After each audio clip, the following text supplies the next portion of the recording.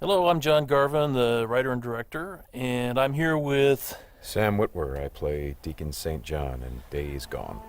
Yeah, and we're here to talk about the alternate path demo.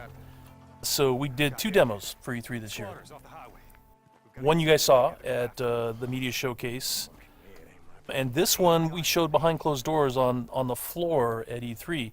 And so for the first time, we're releasing it online so that everybody can kind of take a look at it. And I thought I'd just talk a little bit about, what the differences are, and just kind of just show you what we were trying to accomplish this year. Yeah, I mean, the most obvious difference so far is the last one was nighttime during the rain, and this is daytime during the snow.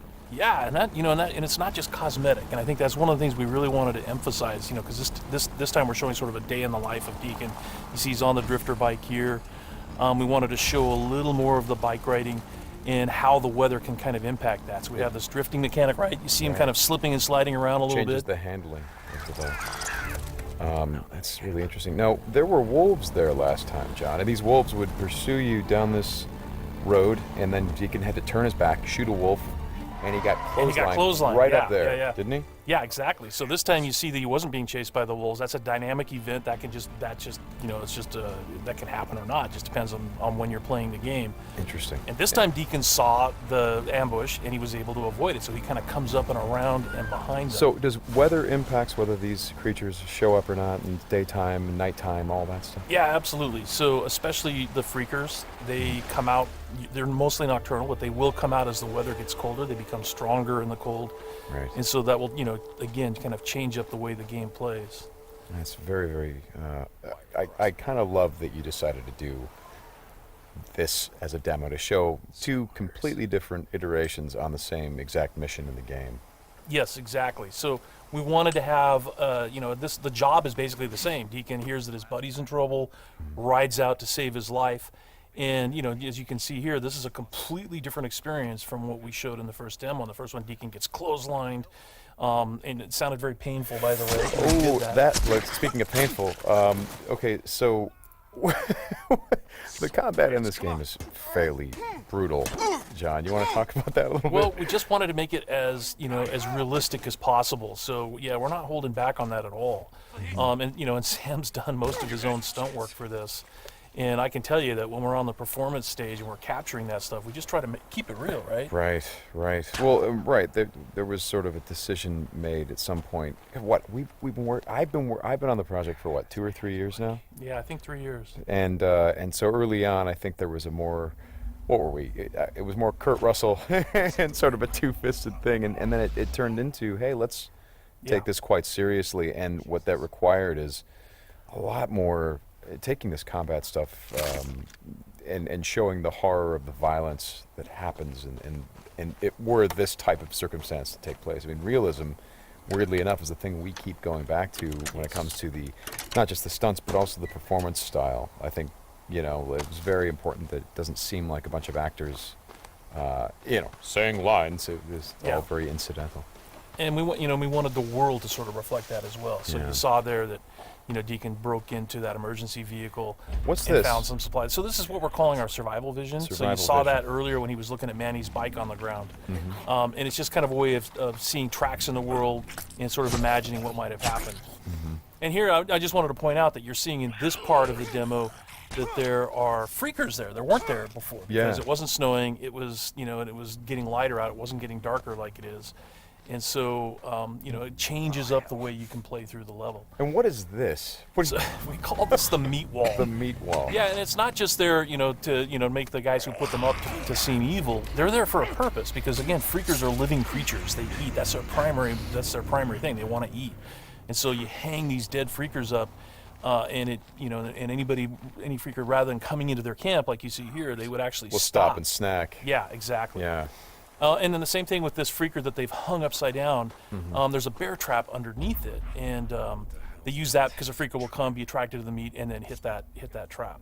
Interesting. Another thing you just saw, by the way, is that tin can. The tin can trap that you that's an alarm that the Marauders will put up, and this is again some of the things that Marauder camps just do. And you find these Marauder camps throughout the world. You'll find traps like that, and then if you're careful and you're paying attention, you can avoid them. Because in the first demo, Deacon didn't avoid it, and he set off that alarm. Right. Now this is the same tactic that he used last time. Throws the rock to get someone to lure him over and have him step in the bear trap. But this one plays out a little bit differently than last time. One of the things that struck me, and we've talked about this obviously as we've shot, but there's an effort of the other Marauders to get this guy to shut up, and he won't. Yeah, and so in the first demo, Deacon's heading on down the trail, and you can hear that happening behind him. Right. And this time we're showing what happened. So, he's watching everybody react to this poor guy trapped in the in that bear trap, and she just is like, shut up, shut up, shut up, and then just loses it and shoots the guy. Right.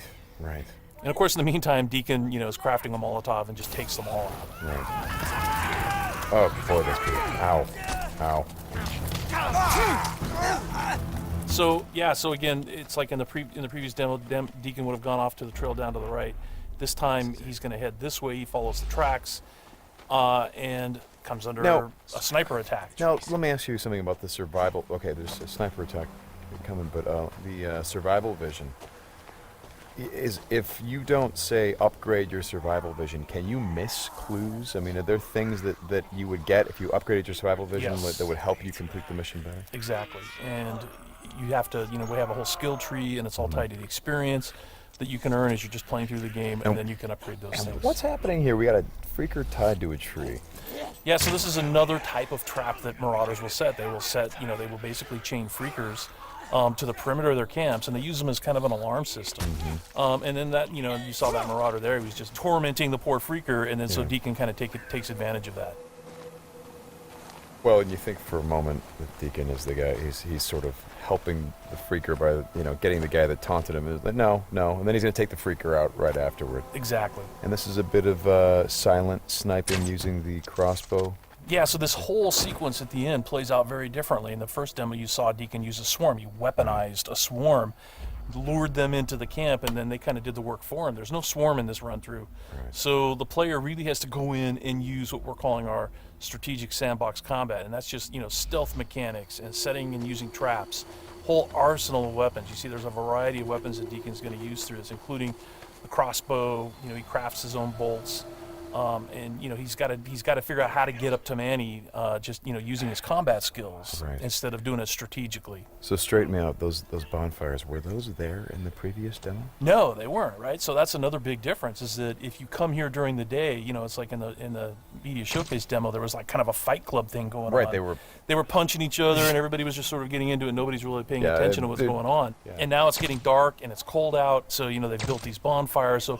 And again, it's not just a cosmetic change in the way the... Well, it's cold, right? Yeah, it's because it's cold. They have to build some... So it changes the way the Marauders behave in the level. Mm-hmm. Well, that's very... Again, this is part of the reason why I love that you did this as a demo, because the behavior of all of these things, not just the freakers, but the Marauders, everything, there's a logic to it. You can track why they're doing the things that they're doing.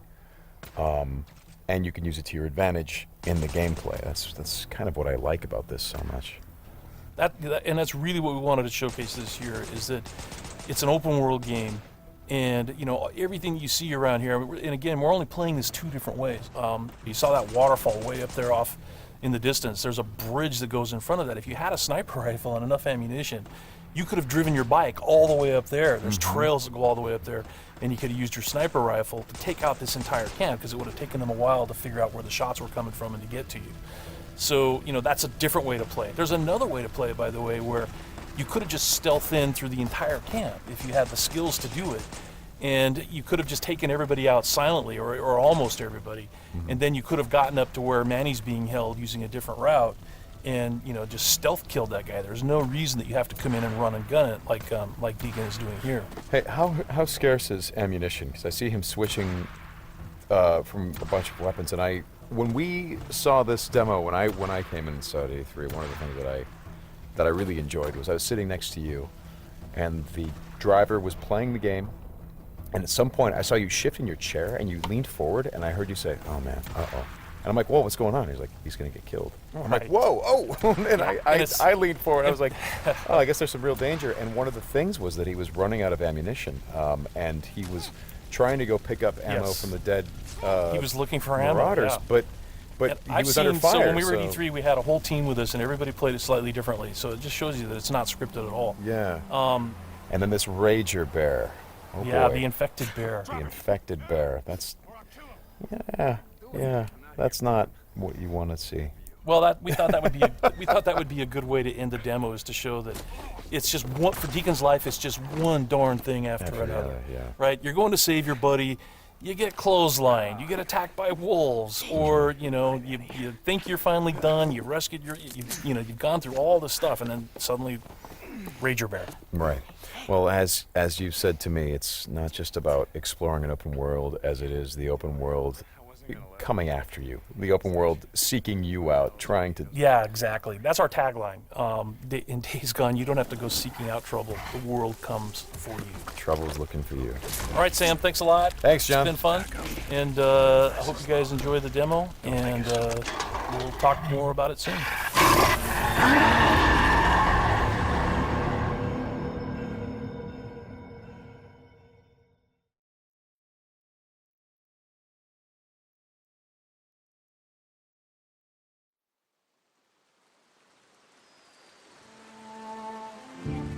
Come on, get him inside. What happened? Got hit again. Squatters off the highway. We've got to get some men together, go after them. Don't look at me, it ain't my problem. They've got Manny.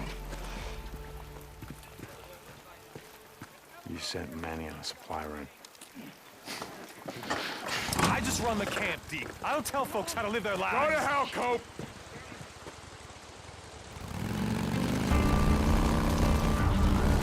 Oh! Out of the way! Oh! Hey, man!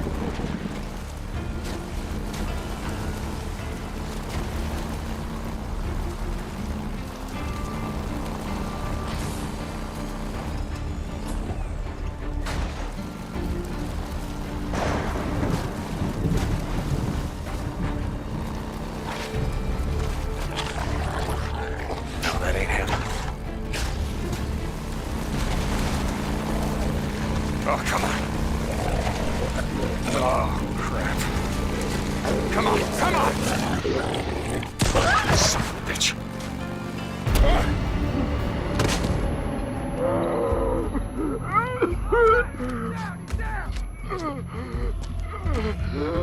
Let's do this.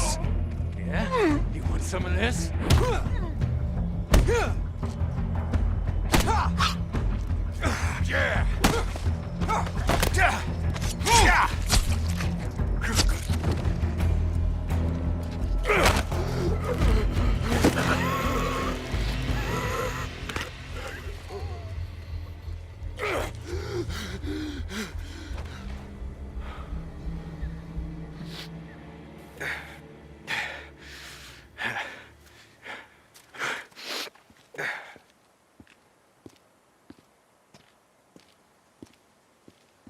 That's Manny's bike.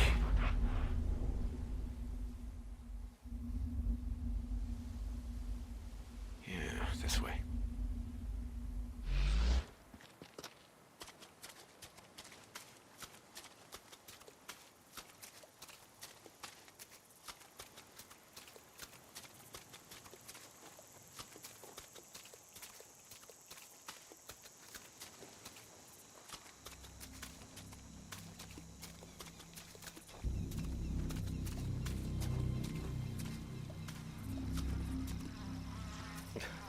Ugh.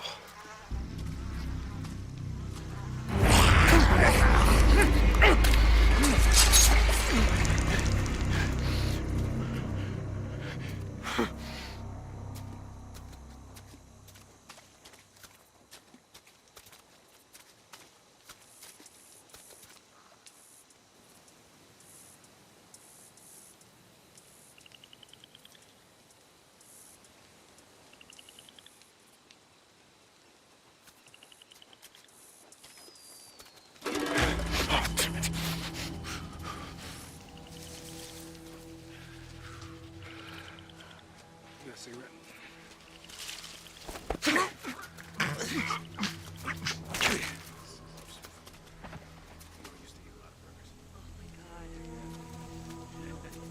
What the hell is wrong? Why do you have? You always have a bad attitude. I have a bad attitude. I have a bad attitude. You have a bad attitude. Just don't talk. Oh, yes, better if we just don't. Yo, where you at, man? Hey, shut the hell up. Shh, make it too much goddamn. He's not being that loud. You shut the hell up. Thank you. You shut up. Okay, shh. I want all of you to shut the hell up. What is your problem? Oh, shh. There's something out there. It's just a Stop! God! No, my leg!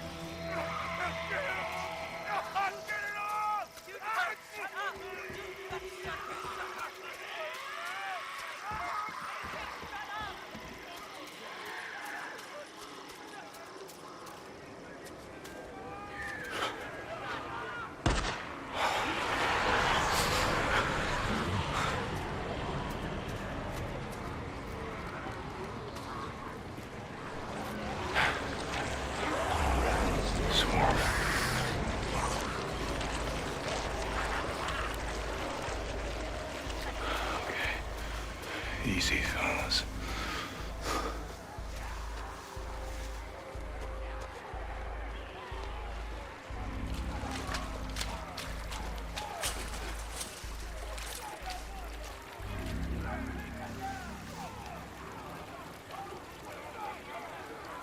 There he is. Still alive. How the hell am I?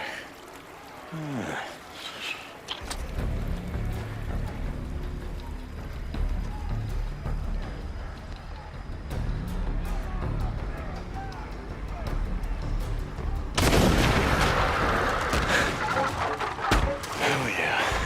Come and get it. Dinner time.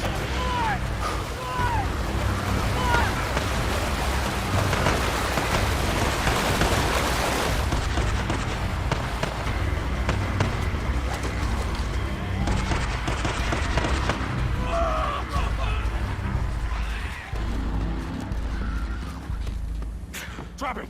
Now! Or I'll kill him! Do it. I'm not here for him. I'm here for you.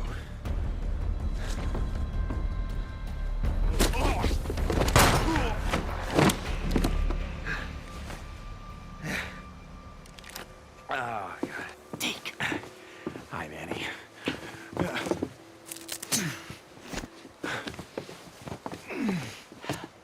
Hey! So, do it. Yeah, you do. Oh, come on. I wasn't gonna let him kill you. Besides, who the hell else around here knows how to rebuild a carburetor?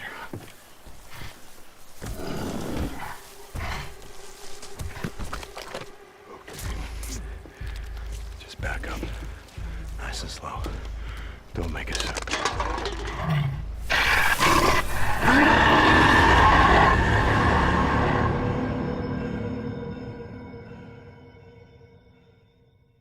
Very violent. Yeah. It showed a lot of sort of situational kind of, using the environment and the freakers that we see kind of to the advantage of the player. Yeah. So tell me what went into that. Well, so the biggest thing that we really wanted to do this year was sort of show a more intimate part of Deacon's life. So last year it was the Horde, which is hundreds and hundreds of freakers, all sort of massed together, and you saw how Deacon had to struggle to just stay alive. And this year we wanted to show off more of the open. When the player learns these, he's going to be able to use that kind of context as one of he's going to play that as part of his strategy for how he approaches any encounter. Gotcha. But definitely sound, right? Because like you saw in the media showcase demo, Deacon, put down this bear trap and then kind of snuck off. Right. And in our alternate path demo, he doesn't do that. So he actually kind of goes around and watches what happens when this Marauder goes into the bear trap, and you hear this gunshot on the media showcase demo. If you look at our alternate path footage, you'll see that one of the Marauders actually shoots the other Marauder in the head because he's making too much noise. Oh, wow. Right? So yeah, so it's a pretty harsh world, but that sound traveled, and sound is something that can be really, really dangerous. Gotcha. That's very interesting. That's very interesting. Yeah, I did notice once the bear trap was down and the guy stepped in it, you saw the freakers running. Yeah. It's like they heard it screaming. You heard them screaming.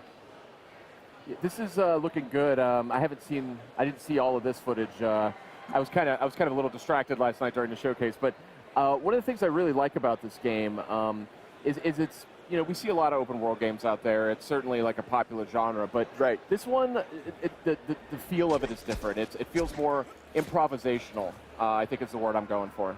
Absolutely. Our crafting system, I mean, it's really inspired by, you know, kind of the do-it-yourself mentality where, you know, we all feel thrilled when we make a repair to our car or our house with duct tape and a couple of loose screws, and we feel really good about it. That's Deacon. You know, he's making use of everything he can find in the environment, and they have to scavenge and search for things and employ them in really clever ways.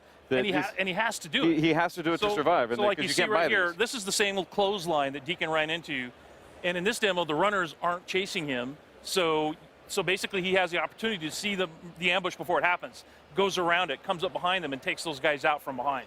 Right. So, you know, that's, you know, your point. And then he strangles them with their own clothesline, too. Yeah, exactly. So he makes use of the whole buffalo. And it's a dynamic event. That can happen.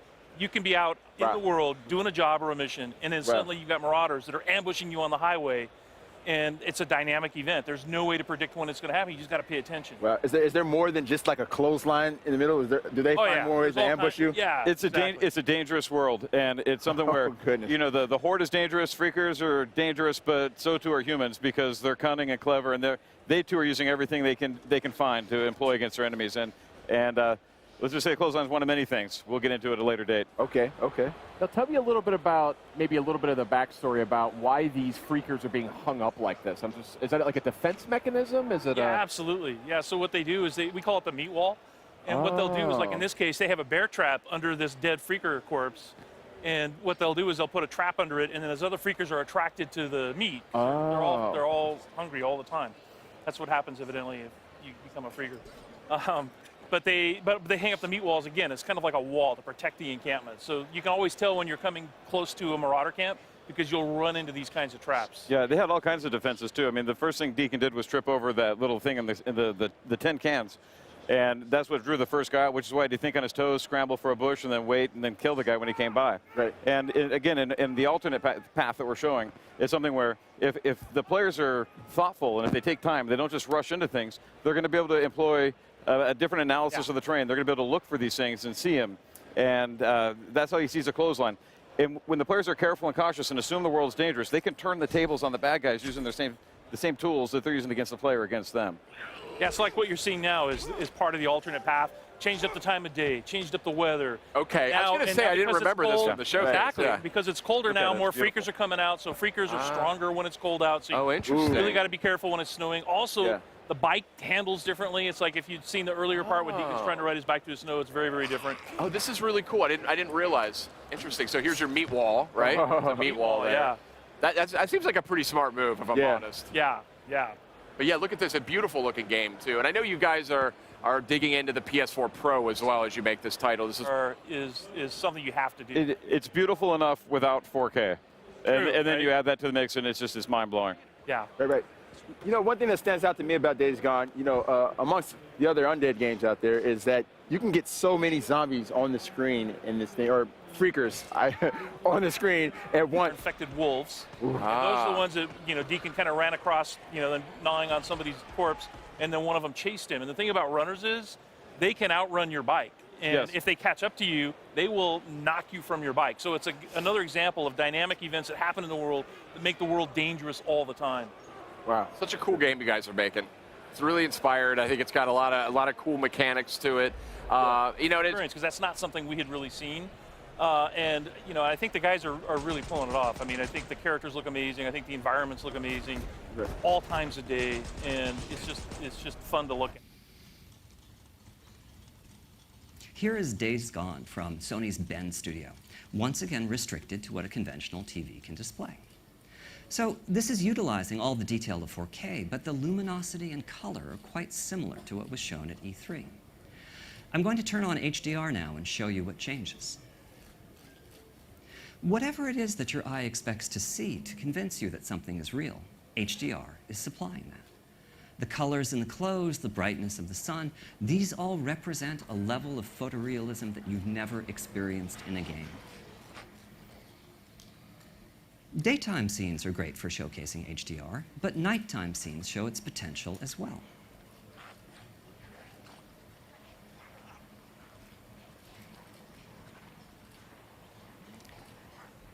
Here, the Freaker Horde has come out to feed. Luckily, crafting is a big part of Days Gone, and Deacon has managed to assemble a few Molotov cocktails.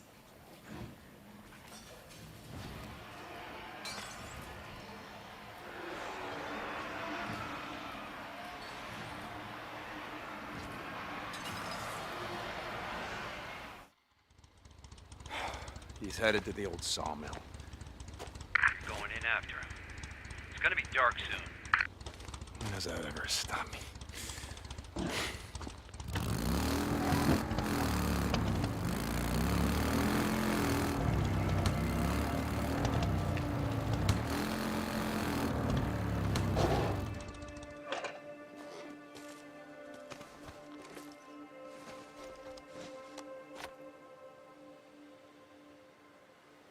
His bike's down.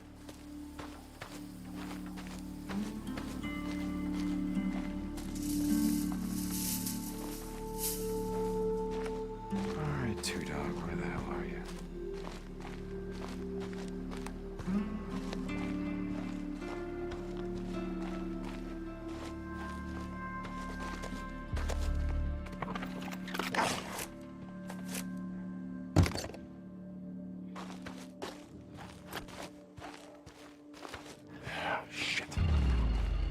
Go on. Get out of here. Get out.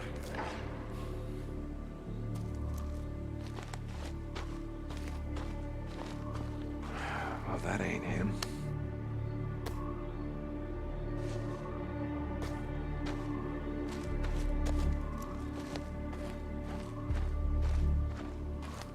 All right, let's see. Yep. I could use that.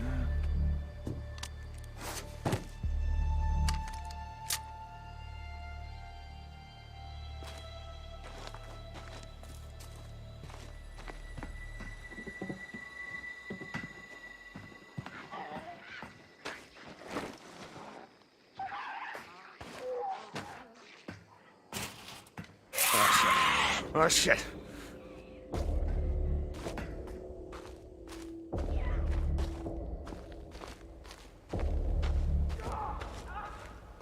Two Dog.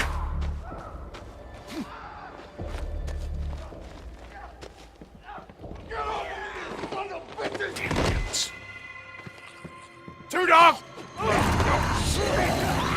Damn it! Stop, Two Dog!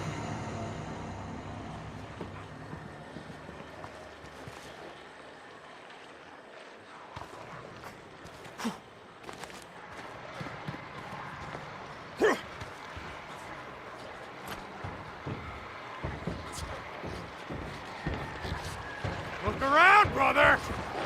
You know how this is gonna end.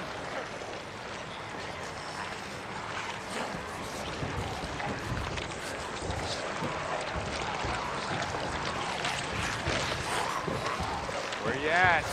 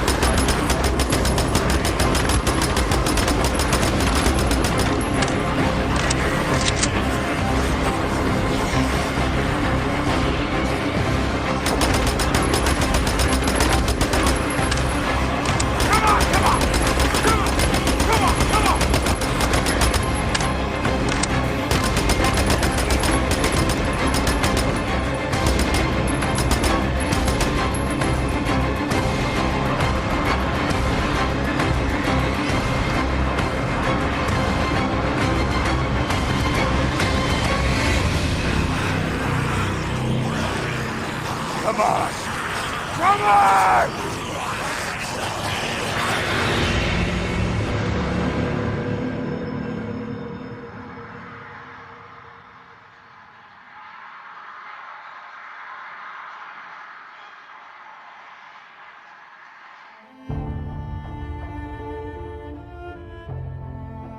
Someone asked me once if I remembered how it all went down, as if it happened so long ago that anyone could forget. So yeah, I remember. I remember when our homes and our towns turned into graveyards, when the wilderness became our only hope for survival. I remember when the planes fell out of the skies, when the trains stopped running, when the turbines shut down, and the world went dark. I remember when they put up the razor wire, like it was gonna stop anything. When the feds ran out of body bags. Rope. When some of us sort of lost our minds. I think he's dead. Some lost more than that. Much more. I remember when we lived by a code, when brotherhood meant something, and living meant more than surviving. Goddamn liar! So yeah, I remember how it all went down. I don't give a damn about any of that. You know what I remember most? Riding the open road. The smell of your hair. The touch of your skin. I remember you. But those days are gone. Now I'm a drifter, a bounty hunter, a mercenary. And for me, the broken road is all that's left. But I'll always remember